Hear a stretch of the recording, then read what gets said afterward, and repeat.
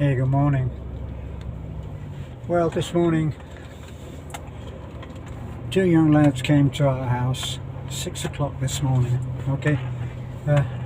Nana won't wake us at 6 because we had a pretty big day yesterday.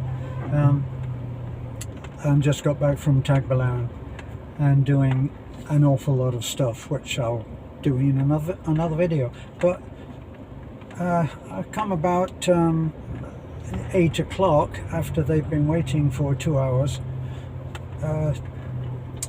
We were called down to meet them, and it turns out that they are two young lads, decent looking,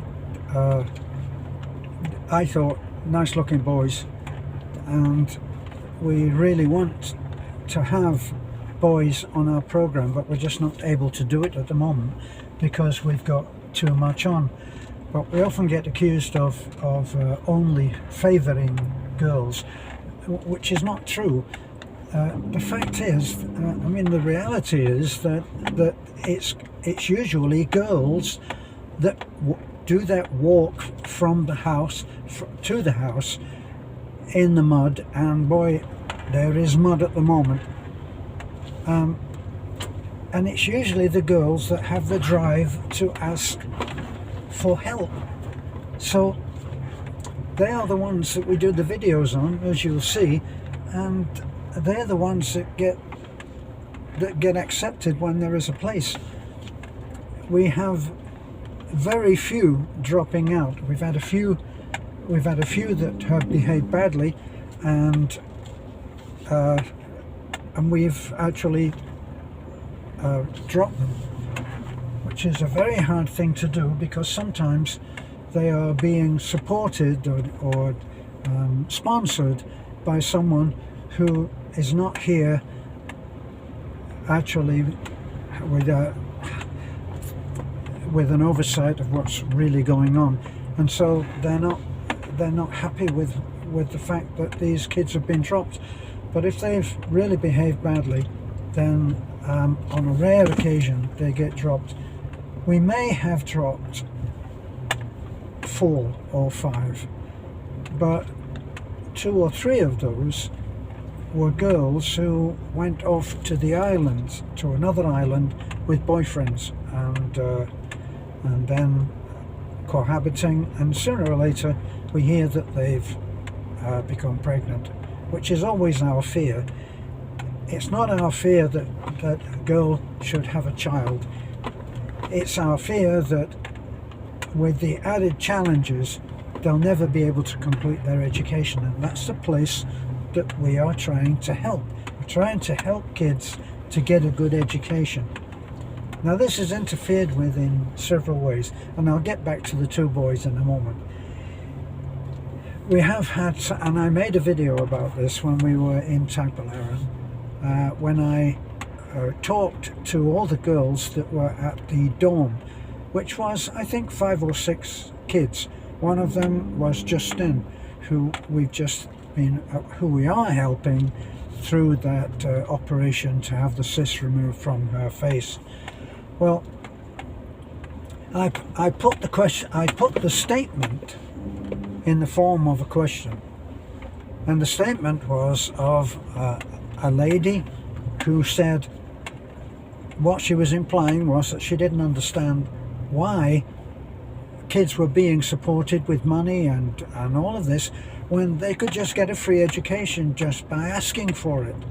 And the video revealed from experience what our students thought, and they didn't agree, and I don't agree, because I've seen the difference with the public schools.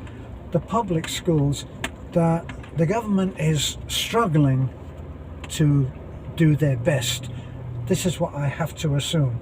But when the typhoon struck at Christmas, which is 8 months ago, there was still no ceiling that would do its job at the local school, Tulang. And so we are familiar with the principal there and have donated and helped and done projects at that school before, so they called us and asked if we would repair one classroom.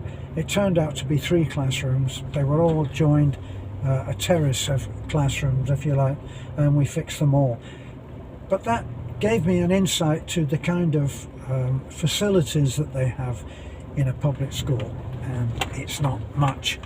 So the difference between one of our kids going to public school, one of our students, which we feel are like our kids now, is great.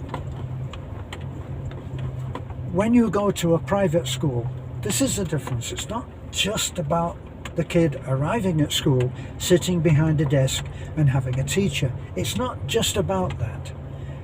In order for lessons to be learned, I've said this before, you have several items, several parts, several ingredients of that meal that's about to be cooked, that of a kid who's well educated.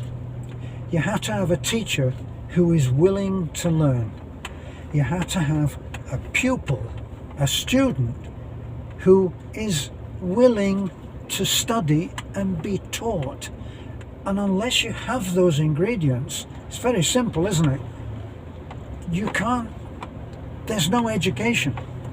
There's, in the public school, often there are kids running around, they're not disciplined, because when they go home, the whole thought about education is often far from parents who are struggling just to put food on the table.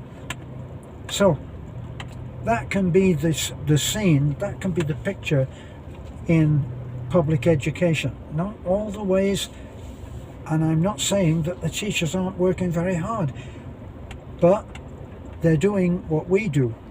What we do is we do what we can with what we have. And that's often what teachers are trying to do. They're trying to do their job with the resources that they have, which are limited. So, what would it be like in a private school? In a private school, there's money.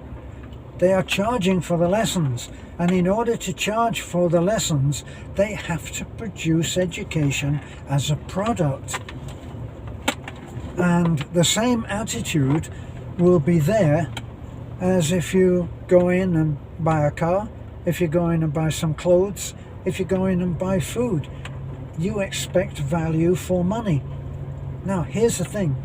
The difference for a kid who's going to private school, when that kid goes home, there's a totally different way of living.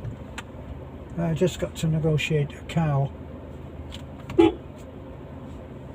that's in the way. Very stubborn cow. And the parents of a child who is being financed through private school, the parents have a totally different idea. And with some of the fees that we pay, some of the fees of a job like accountancy, which we have students on accountancy, engineering, these are even nursing, surprisingly, even nursing. Nursing is a very highly focused education, obviously, because the student would eventually go on to taking care of people. Not quite so focused at the moment with what's going on in medical establishments. But anyway, that's another video too. But the parents of someone who are paying out hard-earned cash for an education for that kid want to know, what did you learn today? And they want to know, and they monitor the attitude, body language and responses of that child in order to make a decision as to whether they're going to continue paying for the education. Now, if they don't think that everything is going right, they go in and see the principal of that school. and they want to know, why is my little Johnny saying this or that, or what is happening? And the school, if they want to continue as an education business, they'd better produce the goods. So how do they do that? The discipline is totally different. For one thing, it's realized that while any child is well able to speak his own language, that's not going to get him a job, or it's not going to place him in a position where he can work in relation to the outside world, which is mainly judging, as judged by the education authorities here, is English. So you put your child into a private school and they speak English from when they get there. Now, there is a difference when you're paying for an education of any kind. There's a difference in the attitude of the teacher, and this is very, very clear. So the kid can't come in looking as if they've been rolling in the mud. They've got to look good. They've got to look as good as they can. They've got to look washed, cleaned, and well presented, probably with a nice uniform that goes with the school.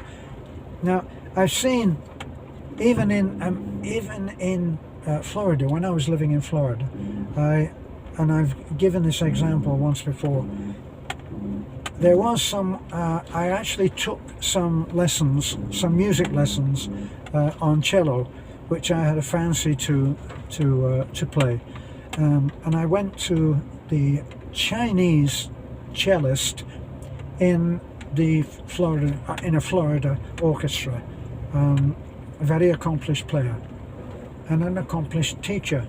And after the lesson we chatted, and we chatted about the different attitudes in that of students, and her idea was very, very strict, in agreement with all of the lessons that I've had. When I was having lessons on trombone from the principal trombone player of the BBC Symphony Orchestra, I didn't dare go in looking scruffy. I didn't dare go in with my lesson ill-prepared. I better have everything done that I'd been told to do, otherwise it was hell to play. And this lady, cellist, mentioned that she did not tolerate any sloppiness in her students. And she mentioned one student who had come in, who probably was quite talented, but she arrived looking in torn up jeans and a sloppy t-shirt and whatever it was, and the teacher told her in no uncertain terms, if you ever come in looking like that again, I will never teach you. You will never get another lesson. So the money is not the point, especially when you're teaching someone. The quality of the education is the point. And in that case, it was the quality of education in music. In our children's case, it's the quality of education in whatever subject they have chosen. Now, if you watched the video that I made earlier, that we made, Beth and I, you'll have seen that there were two well-presentable boys, and they both want to take criminology, and they will both study in Etafe. Now, the beauty of this is not that we support the college in Etafe. It is that because Etafe is close to their home and criminology is offered as a free schooling, then this is an easy one for us. We don't have to pay for a boarding house. We don't have to pay. A boarding house, by the way, is anything from 400 or 500 for something that resembles a prison, to what we have been showing lately as the video that we showed, where we partnered with the police who very kindly came along with 4 or 5 officers and helped us to repaint a boarding house that actually was potentially very good, but it was just shabby. So thank you, somebody stepping aside to let me through. So we painted it. Now, with the boarding house that is a brand new accommodation next to the gas station, which is for I think it's for Buena Vista. That's the college, and in order to be close to there, that we got to put those guys into a boarding house, and that one, I think, if I remember rightly, is about 800 pesos each. So you put 4 or 5 kids into a boarding house, it's coming to serious money, because you can't put them there, irrespective of what this lady thinks about knocking on the door at a government office and saying, please can I have an education, where they say, absolutely, we'd be delighted to do that. They don't say, we'd be delighted to pay your boarding house. They don't say that they'll be delighted to pay your transportation or your food. Maybe they think that you go into some kind of twilight zone where you don't need any of these things and just materialize yourself at the door of the school every morning. It doesn't happen that way. So those 2 kids have the 2 boys from this morning have a very good chance of our being able to help them, because they just need the basic. They're living at home, walking to the school every morning, getting free education, so we're not paying any fees. All we're paying is enough for those guys to pay, either to walk or pay transportation, to buy some school books, things that they need, pencils, erasers. All of these things cost money, and when you don't have any, that's very expensive. So there's a very good chance that soon we'll be, because things are changing all the time, we might be able to help them into school. And we really want to, because believe me, the hardest part of the job that we do is saying no to kids who have walked 2 miles in mud at 6 o'clock in the morning to ask for help. So we'll do what we can, and that's always the case. We do what we can with what we have. Thanks for looking in, and we'll be back.